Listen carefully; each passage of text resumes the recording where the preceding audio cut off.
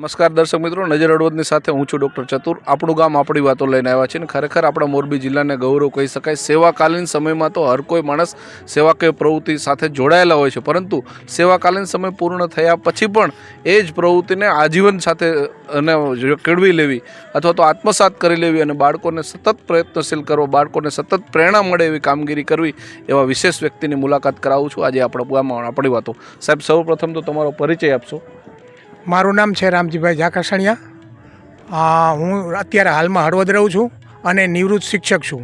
નિવૃત્ત થયો અને 13 વર્ષ થયા અને જેતપર મોરબી તાલુકાનું ત્યાં મારે નોકરી પૂરી થઈ અને છેલ્લે હું જસદણ તાલુકાની અંદર કેરો નિરીક્ષક તરીકે હતો અને અત્યારે પણ ગામે ગામ જઈ અને બાળકોને વિજ્ઞાનના પ્રયોગો 5 કલાક સુધી 11 થી 5 સુધી આ બધા જ વિજ્ઞાનના પ્રયોગો, નવી નવી પ્રવૃત્તિઓ, વેસ્ટમાંથી બેસ્ટ પ્રવૃત્તિઓ કેમ થાય એ બાળકોને શીખવાડું છું। અને આજે પણ હું અહીંયા કણે જે વિજ્ઞાન મેળાની અંદર પણ આ જે બાળકો રોકાયેલા છે વિજ્ઞાન મેળામાં ભાગ લેનાર એ બાળકોને હું અત્યારે આ કાર્યક્રમ આપવા માટે આવ્યો છું।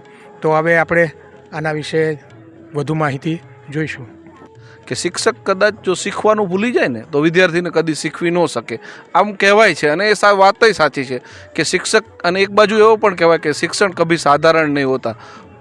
આમ બે વાતોને આપણે જાણવી છે। સર્વપ્રથમ તો સાહેબ, તમારી જે તમે સેવાકાલીન પ્રવૃત્તિ નોકરી શરૂઆત ક્યાંથી કરી અને નોકરી દરમિયાન કયા કયા ચડાવ ઉતાર આવ્યા એ થોડો પરિચય તમારો લેવો છે।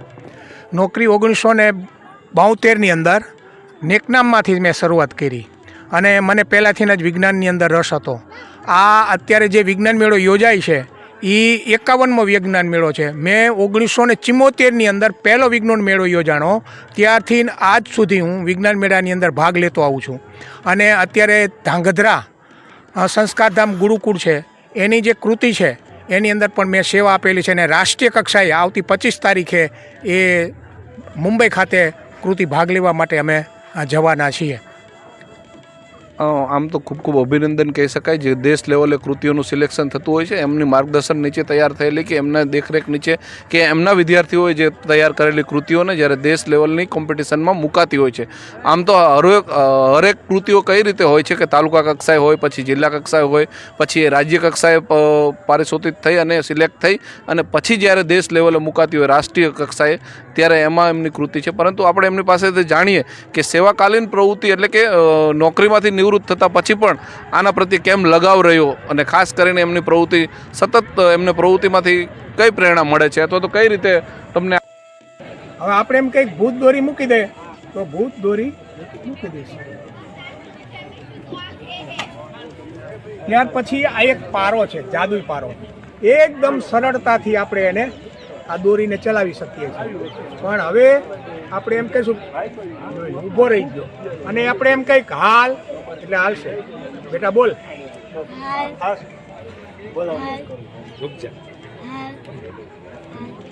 જોયું?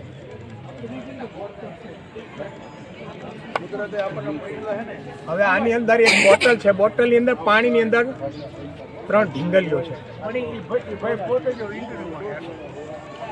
ચાલો ઉપર જાઓ। ઓકે ઓકે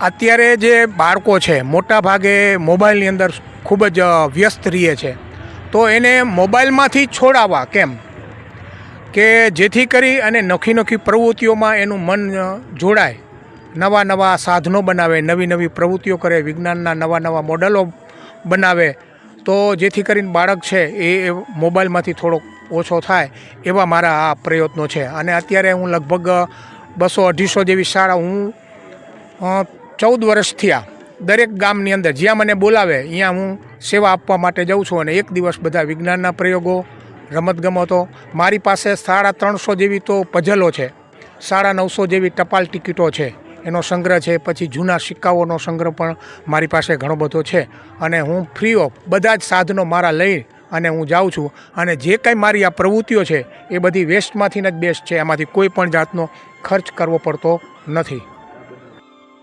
પછી આ એક ઢીંગલી છે, અને આ એક અરીસો છે.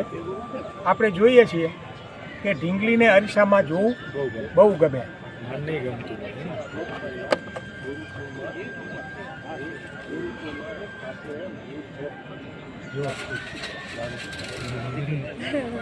આ ઢીંગલીને અરીસામાં જોવું ગમે છે. હવે આપણે બીજી ઢીંગલી લઈએ.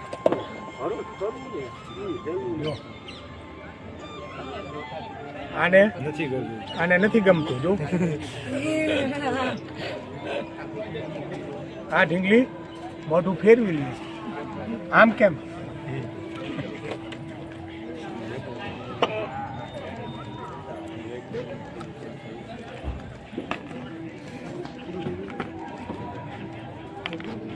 મારી પાસે આ એક પાઇપ છે અને એક આ કાળું છે. કેટલો ઝડપથી નીકળી જાય છે. હવે એક આ બીજો હું લોખંડનો લઉં છું.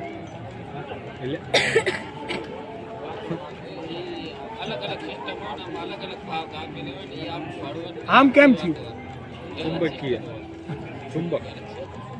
ચુંબકીય ક્ષેત્રની અંદર ઊભું થાય. આ છે પાઇપ લોખંડનો નથી.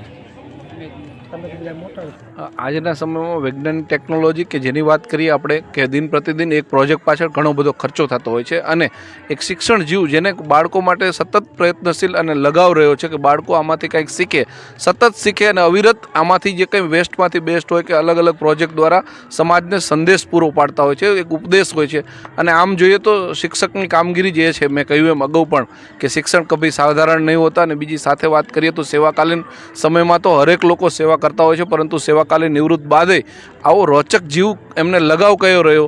અને સાહેબ તમને એક પ્રશ્ન મને હરમેશ થાય કે આના પ્રત્યે તમને લગાવ કેમ રહ્યો? ખાસ કરીને લોકોને પોતાની શિક્ષકને જે કંઈ નિવૃત્તિ સમય હોય છે એ પરિવાર સાથે ગુજારતા હોય છે, પોતાના વતનમાં હોય છે, કોઈ અન્ય પ્રવૃત્તિમાં હોય છે, અથવા તો ધાર્મિક મંદિરોમાં જઈને ગુજારતા હોય છે. તમે આજે પણ આ પ્રવૃત્તિ સાથે જોડાયેલા છો, એનો આમ લગાવ પકડી કઈ રાખે છે વાત તમને?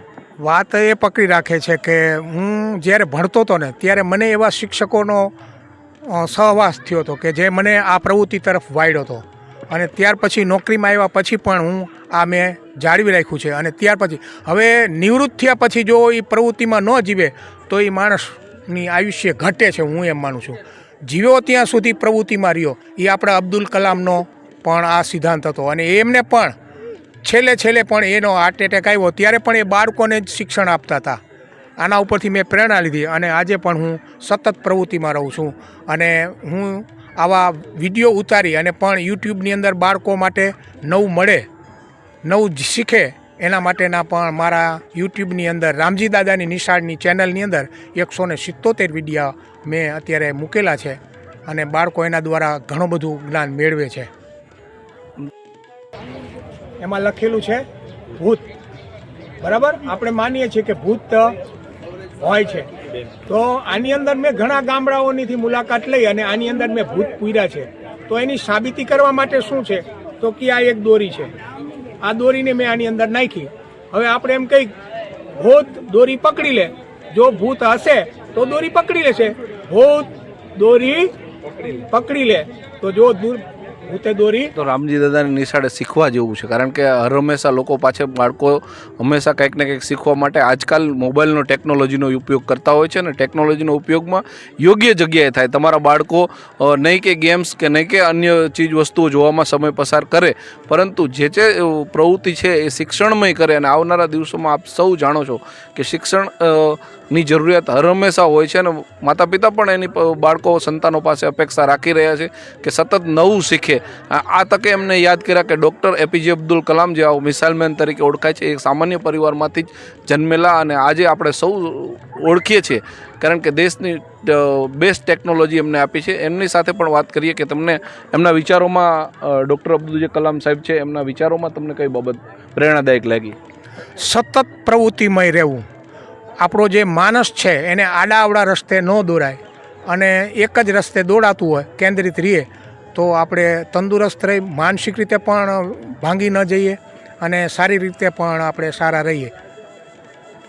દાદા છેલ્લો સવાલ તમને કે વિદ્યાર્થીઓને અને એમના વાલીઓને આજના ટેકનોલોજી યુગના કે જે તે જીવાતા જીવનમાં તમે કયો ઉપદેશ આપવા માગો છો જેથી કરીને બાળકોને આમાંથી પ્રેરણા મળે એમ? આમાંથી એક સંદેશો હું એ આપવા માગું છું કે આ વિજ્ઞાનનો યુગ છે, મોબાઈલની જરૂર છે, પણ મોબાઈલનો ઉપયોગ છે બાળકોને મર્યાદિત પ્રમાણમાં કરવા દેવો જોઈએ. કે આજના જે બાળકો છે એ થોડાક ચીડિયા સ્વભાવના પણ છે. એનું કારણ છે કે મોબાઈલ. પછી નાના બાળકોને એની તંદુરસ્તી છે એમાં ખામી આવે છે. એનું કારણ છે કે જે મોબાઈલની અંદરના જે મેગ્નેટિક વેવ છૂટતા હોય છે એ એના શરીર ઉપર ખૂબ જ અસર કરતા હોય છે. આપણી ગાડી બંધ હોય તો અંદર આપણો મોબાઈલ ચાલુ રહે છે, તો એ વેવ્સ આવતા હોય છે ને અંદરથી. તો આવા બાળકો સતત આમાં પ્રવૃત્તિમાં રહેવાથી શારીરિક રીતે ઘણા નબળા થાય છે. કામની અંદર સતત રહેતા નથી, મા બાપ સાથે ચીડિયો સ્વભાવનું વર્તન કરતા હોય છે. તો આ મોબાઈલમાંથી ઓછા બાળકો થાય. મોબાઈલ જરૂરી છે, એમાંથી ઘણું બધું શિક્ષણ છે, જ્ઞાન મળે છે, પણ જે ન જોવાનું જોવે તો આ નાના બાળકો છે આપઘાત કરે છે. નાના બાળકોમાં હવે આ એટેકના પ્રમાણો વધ્યા છે. એનું કારણ છે મારું માનવું છે કે આ મોબાઈલ છે. અત્યારે એના ઉપર ઘણું બધું સંશોધન પણ થઈ રહ્યું છે કે ભાઈ નાના બાળકોમાં કેમ આ થઈ રહ્યું છે. તો બાળકોને એક સંદેશો આપું છું કે મોબાઈલ જુઓ પણ મર્યાદિત અને શિક્ષણ પૂરતો જ. સમય આવશે ત્યારે જોઈજો. આમ તો કહી શકાય કે ખૂબ જ પ્રેરણાદાયક આપને પણ લાગ્યું અને તમને પણ લાગતું હશે. મિત્રો, નજર હળવદની તમારી ચેનલ છે અને જે કંઈ ચેનલમાંથી આવા વિડીયો અવનવા તેમજ અવનવા વિશેષ લોકોની મુલાકાત, આપણું ગામ આપણી વાતો, એ ઉપરાંત સમાચારો પણ તમારા મોબાઈલમાં આસાનીથી મળી રહે એ માટે નજર હળવદની ચેનલને હજુ સુધી જો તમે લાઇક, શેર અને સબસ્ક્રાઈબ ન કરી હોય તો સૌ પ્રથમ લાઇક, શેર અને સબસ્ક્રાઈબ કરો. મને આપશો રજા. નમસ્કાર.